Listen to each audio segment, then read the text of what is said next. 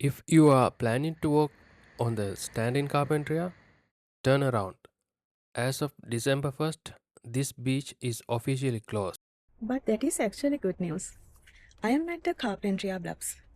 Every December, the harbourseers return here to have their pups. So humans stay up here on the cliffs.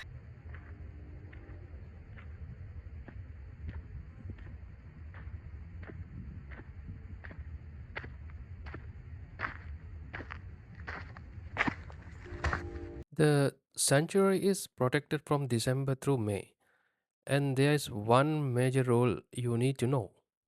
You have to be quiet here. These seals are wild. If we are loud up here, it itches them out down there. Look at this. Right now, there are a dozen of them resting on the shore. They look like rocks until they start moving.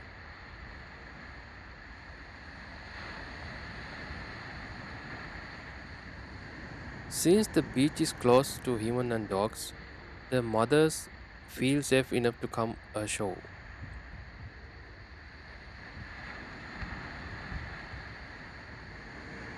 We are waiting for the pups to be born later this winter, but for now, they are just enjoying the nap.